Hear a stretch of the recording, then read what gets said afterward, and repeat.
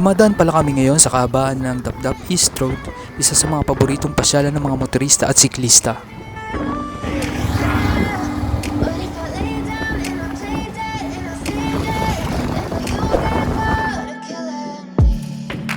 Silhouettes of you are like a taunt.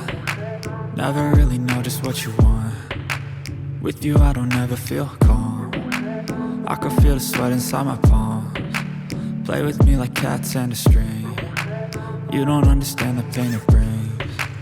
You don't ever wanna give me wings. You don't ever wanna set me free. You know I'm addicted to you. Ito na pala yung bahay nila Makoy. Ayun yung mga asong ko na uwawa yan o. Dito sa kabila. Ganyan na talaga sila kalaki, hindi kagaya Hindi na kanina. nilalaki kasi mag 7 months na sila. Tapos may manok dito, ayan o. Ayun kabila. Hindi na pala kami naka-attend sa birthday party ni Nanay Glo dahil sa puyat nakatulog kami sa abandonadong bahay. Pinapakuluan pala ang litog na dala ng kuya ni Inday galing Quezon upang bumuka at makuha ang laman nito. Nasaan yung bumuka? Ayun. So yung bumuka na nga. Ito na pala yung sinugma naming kapis, ngayon titikman na namin. Sarap yan. Ayan, try ko. Ang init. Tingin na. Ngayon, kakainin natin to kung masarap. Ayan o. Ayan. At ito naman pala yung Titikman inihaw niya na kung talaba. Masarap yun. Gago po. Tikman mo, gagi. Ikaw na magtingin ko. Ayan.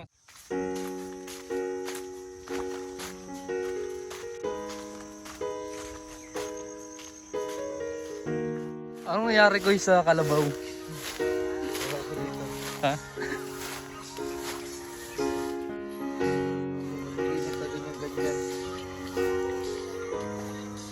Anong pinipitas mo dyan? Mag-ano ko, magbubulang lang tapos pritong tuyo. Tapos magmasarap kasi ang gulay. Oh. May sabaw.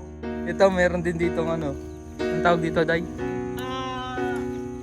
Sibuyas. Sibuyas. Galing South Korea.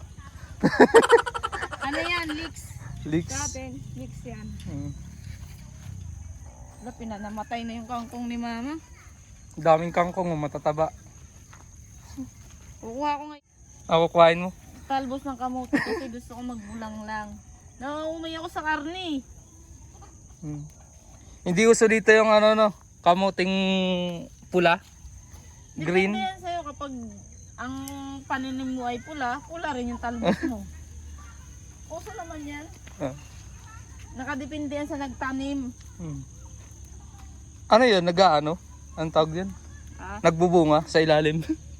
hindi. Hindi no. Pag Talbusan lang talaga. Talbusan lang talaga no. So hindi pala naglalaman ng ganitong uri ng kamote.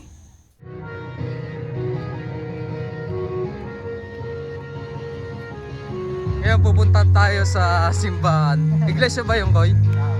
Oo. Dito sa ano, Tagaytay may tinayong ano, maliit na kapilya. Simbahan. Ay bawal yata.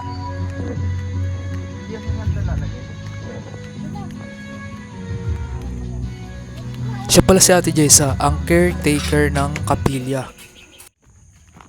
Ito yung loob ng ano, kapilya.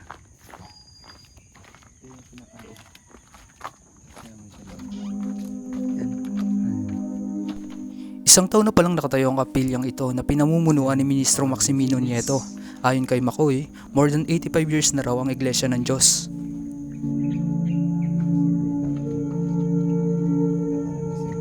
Ha? Tuwing Sunday lang. Katulad ng ibang relihiyon, tuwing linggo lang daw ang kanilang pagsamba.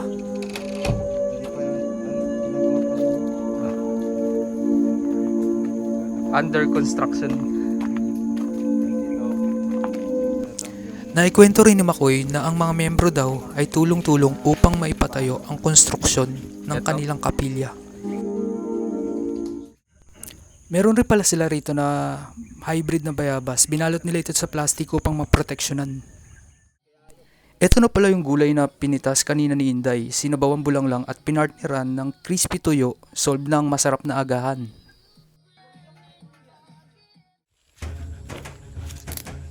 So kukuha kami ngayon ng ano, ng ligaw na guyabano dito.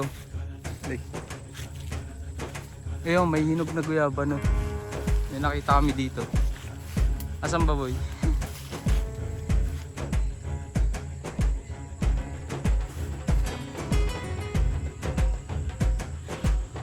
Wala namang pang ano.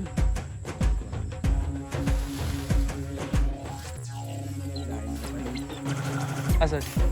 Yan. Kinain niya ng palengke.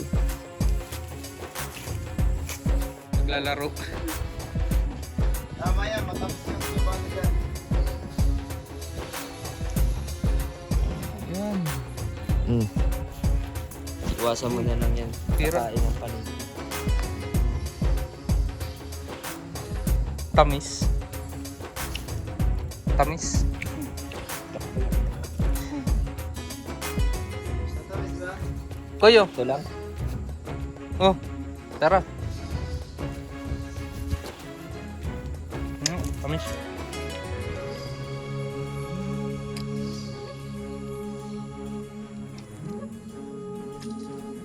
Kain tayo. Ito.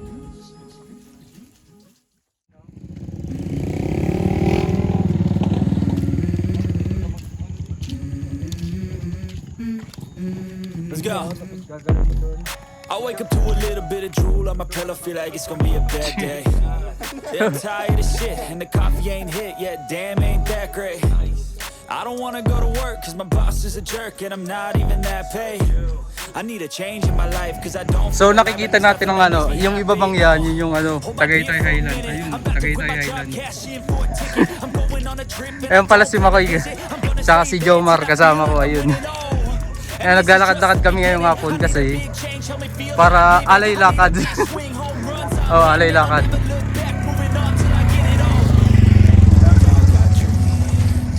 We all want things, but what you gonna do for it? How you gonna move for it? What you gonna be? And do you believe you can do anything?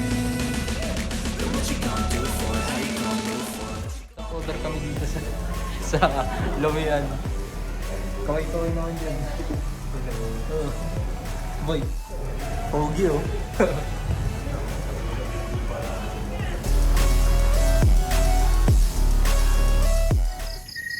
Ganto pala ang night view paggabi.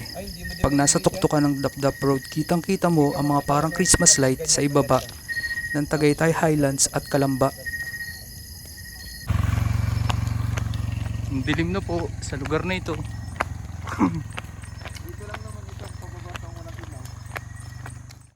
A friendly face, a lonely place. It's nice to know that you'll be there if I need you. Always mine, it's all worthwhile. There's no getting over the rainbow. When my smallest of dreams won't come true, I can take all the madness the world has to give. Good morning ngayon. Kagigising lang natin. Nandito tayo sa harap ng abandonadong bahay. Medyo sinipon tayo dahil sa lamig. Ngayon pupunta tayo dun sa kabilang bahay para magkape. Kasi andun yung ano, kape. Tingnan yung view. Ang lamig dito ay 20 degrees. Dragon fruit, ayan. Pero kailangan para ma-achieve yung maraming bunga ng ano ng dragon fruit, dapat linis yung paligid niya, hindi gagaya nito. Yan, hindi yan mamunga pag merong mga nakasabit na damo-damo. Ano yung hanap mo, boy? Sili. Marami ba dyan ligaw na sili? Hindi natin hintayin si Makoy. Gana ba? Andun, nagsasalin yata ng tubig dun sa ano, sa galon. Bakit mo na ano siya? Ha? Sili. Kaso... Ano ba sabi niya? Sabay siya? Oo. Sabi niya? Oo. Kinte. Nakuha mo na lahat? Siguro tayo maghanap. Garap na ako eh. Baka meron ako makita. Ikaw napili. Yung kuhain natin itong kalamansi kasi sayang nito. Dadalhin natin sa binyan. Yun, lalaki oh.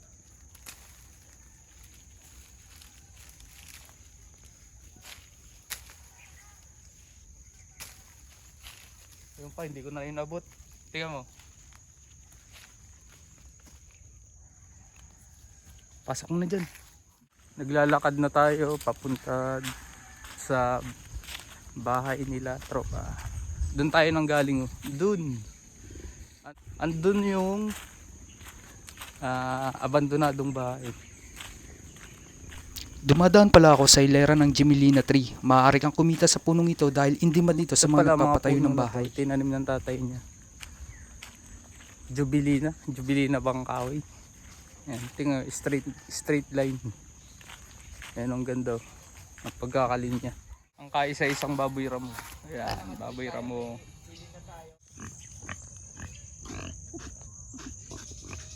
Ngayon kukuha tayo ng kakao. Titikman natin kung matamis. Hindi pala. Ayan. Yun. Ganyan ang pagsungkit ng kakao. Oh, Pitasin ko. Pitasin ko na lang. Ganito ang pagkuha ng kakao. Wala sanang ahas. Rico. Daming antik. Aray. Ang daming antik. Hindi, sige. Ang daming antik. Gawin natin chocolate ano boy, pagkatapos boy. Ang daming antik eh. Uy, huwag mo na gaano. Ito na pagkitas niyan. Ayan. Nangagat. Boy, yung buto boy, tabi mo. Dami ah. Daming antik. Ibig sabihin niyan pag inaantik, maano yan, tamis. Oh, lagay natin. Ngayon kukuha naman si Makoy ng ng puso ng saging. Puso ng saging na marupok. Ha? Wag masisira. Pag ano na. Ikaw kaya boy, marunong ka ng ano? Di boy, di ganyan. Ganyan no, nga. Oh, kahit yun. Di pa ganun ka, hindi ganyan. Kumukuha po sila ng puso ng saging. Ayun. Ito na po yung kakao. Sobrang tamis. Ng kakao, kain tayo. Sobrang tamis ng kakao.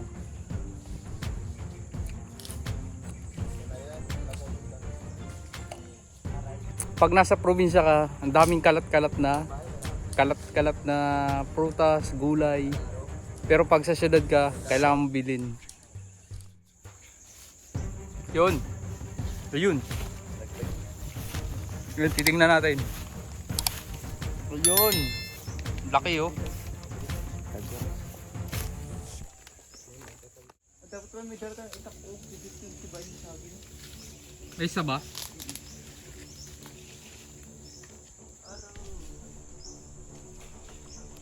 Sabi ko sa'yo, Yun lang, medyo mahirap pagkuha ng puso. Parang pagpuso. Parang pagkuha ng puso niya. Sabi ni Makoy. Makoy, 2023.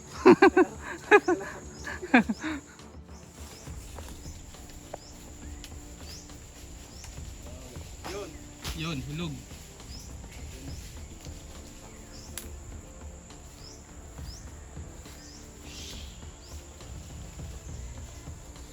Pasok tayo, boy. lalabas din yan. Ha? Daming ano. Yan, natinig ka? Dito ang daming langgam. Ayan oh. May addict Malanggam. Natinig ka, Koy? Baka kagat ka ng may ahas dyan ah.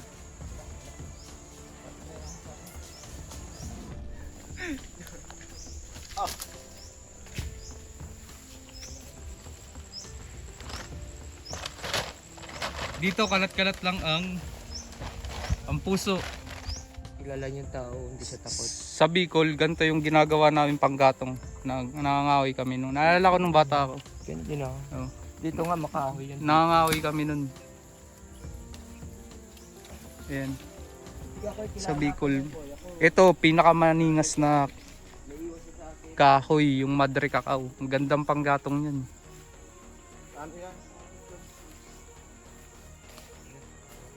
Una ang lansones. Ang ganda yan pag namunga to. Ayan. Ayan, puno ng lansones. Ayan, nakalinya. Pag namunga yan, ang gandang kumuha dyan. Ang puno ng makopa. Ayan. Bicol, ginagawa namin, kinukuha namin yung ano, ito. Yung talbos na ito, tapos ginagata namin. Nilalawkan namin ng ano, ng tinapa. Ang sarap na ito, tinapa. Ginataan sa tinapa. Hindi kayo ikaw. Ng mga talbos, kaya lang kaunti lang. Anong tawag yun? Kaya, kailangan maraming ganito. Maraming ganyan. Oh. Sarap sana yan. Kaya lang pag sa Binyan City ka, wala ka nang makikita nito sa mga palengke.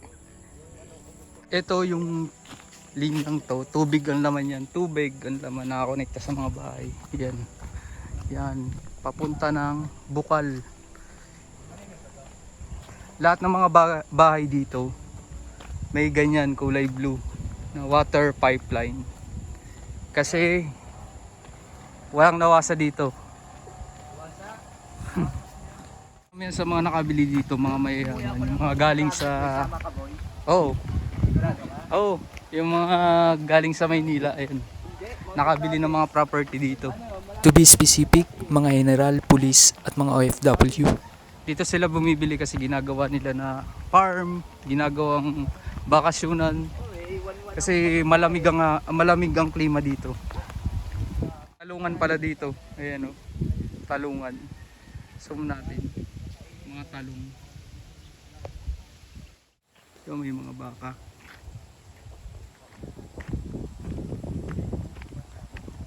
Private property.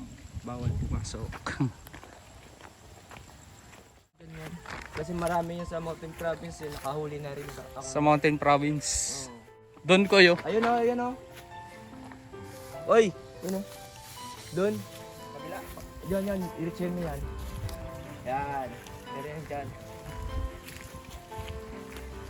Kaso maliit. Nasa sabahan na pala kami ng kumpare ng tatay ni Makoy. Nagpaalam siya upang kumuha pa ng karagdagang puso ng mga saging.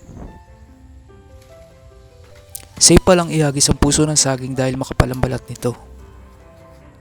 Agis koy. Dito agis.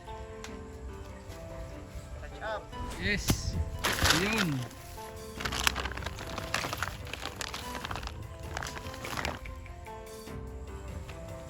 Dito may gagawin yatang babuyan. Ayan. Maganda dito magbabuyan. Oh, ayun, ang daming baboy. Ang daming baboy.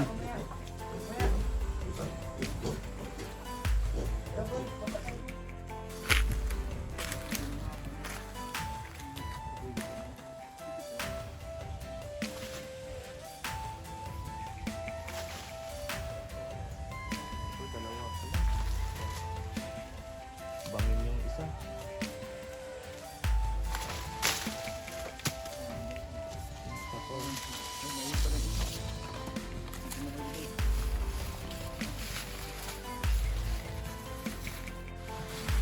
Marami. Isabay mo na yun. Para isang babae. Kapag tibok mo yun, baka makagat na. Ahas.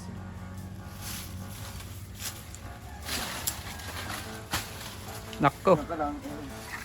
Buti din lang siya. Dami nga dito, sabi ko baba tayo eh. Ito pala, 1, 2, 3. Okay na yan. Ang dami na yan, babalatan pa. Ayun po, may malaki pa.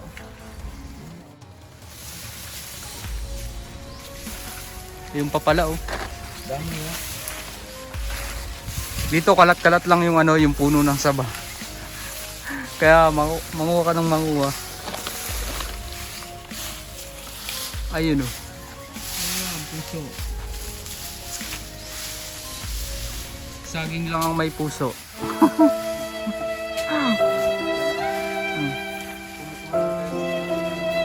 Hugot. Ayan naman, kinukuha niya yung nalaglag na yon saging. Ito, meron na tayong harvest. Yan. Ito, oh, ang dami, oh. So yung... Ay, ito po pala, yun, oh. Yun o, kahit yan ano. Huwag na yan, di kahit dito na lang banda. Malalaglag kasi yan eh, pag ano. Masyadong bangin na din, oh. Bangin na oh.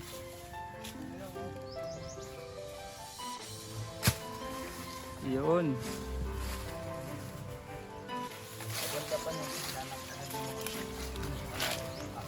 Ang lalaki ng puso oh. Ayan oh. Sa syudad, mabibili mo to ng ano? Magkano ba? Dito, free. Yan ang kagandahan pag nasa probinsya ka. Dapat pag nandito kayo, nakasuot kayo ng long sleeve, tsaka nakabota, tsaka nakapantalon. Kasi sobrang ano, sobrang kati ng damo. Tsaka ang daming ano. Di ba, ito yung nakita ko sa ano, ibang ano. Oo, kinakain to? Pag ginog no? Yung pero, sabi nila, Ayan, sa amin hindi talaga totally kinakain yan kasi hilo yan. Oo, nakakailo Pero daw to kinakain eh. kasi Pero ng sa ibon ibang tsaka ano, unggoy. sa ibang lugar kinakain to. Pag ginog na. Ayan oh. Ito yung nakuha namin na ano, na harvest. Na.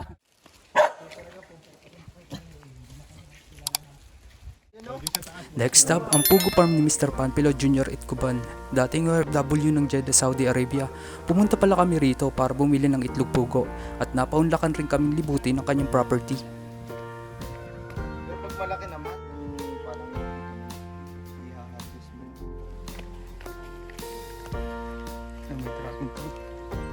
Nakikita natin ngayon ang Rhode Island Chicken. Ito ay popular sa mga nagmamanukan.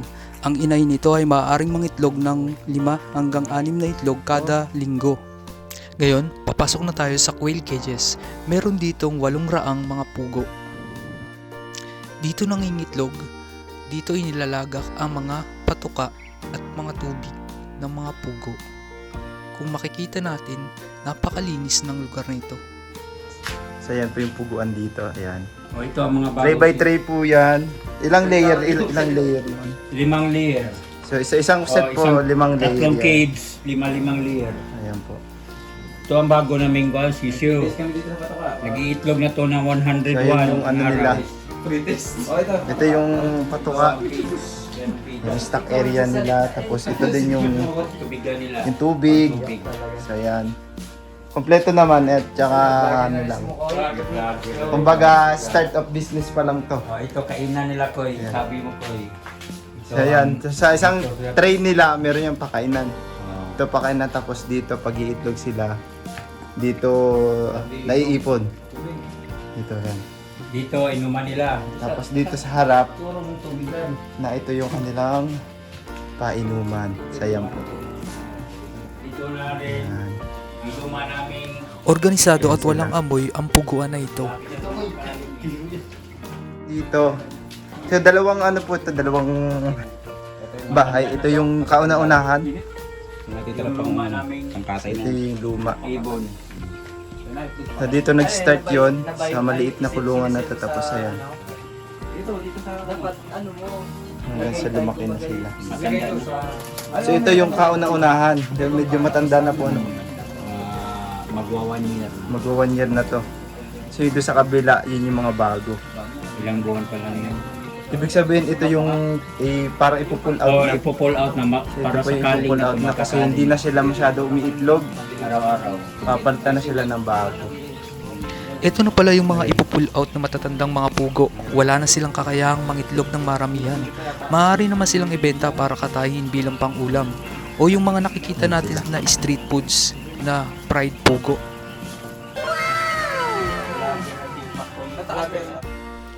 Dumako naman tayo sa imbakan ng manure area kung saan pinoproseso o pinapatuyo ang mga nakolektang ipot na galing sa pugo. ano nila, yung iniipon yung dumi. Tapos meron tinatawag dito yung deposito. Dito siya ini-stack tapos pinapatayo. Pwede din siyang ano, ang tinatawag na fertilizer. Fertilizer. Pag natuyo siya, fertilizer na siya. Kasi yung kanilang anong tawag? Rhode Island. Rhode Island chicken. Ganda ano? Nagbe-breed sila. Nagbe-breed kami dito pero hindi kami nagbebenta ng sila. Ang tagal ko laki. Start pa lang yun. Pero ayun na nag-ano na sila. Kaiba to sa nakita nating ano. Medyo pula yung nando sa kabilang farm. Ito. 1.5. Ito mahal. Isang heritage chicken breed ang Rhode Island. Kompletong naibibigay ni Sir Pilo ang vitamins at patukan na kinakailangan. Kaya naman, maganda ang kalidad na napuproduce ng kanyang farm.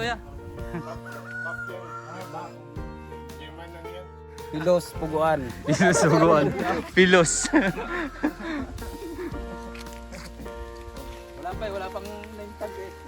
Wala pang name tag. Wala pang name tag. Pero soon. Meron na yan, pagbalik mo ulit. Meron rin pala sila dito na itanim ng mga pinya. Ginagamitan nila ito ng manure fertilizer na nagiging resulta ay ang pagkakaroon ng matamis na bunga. Meron rin pala sila dito pinapato yung kamyas. Housing. Koy. Ikaw boy. Ito. Yun, si kuya. Dito may dragon fruit oh. Ayun.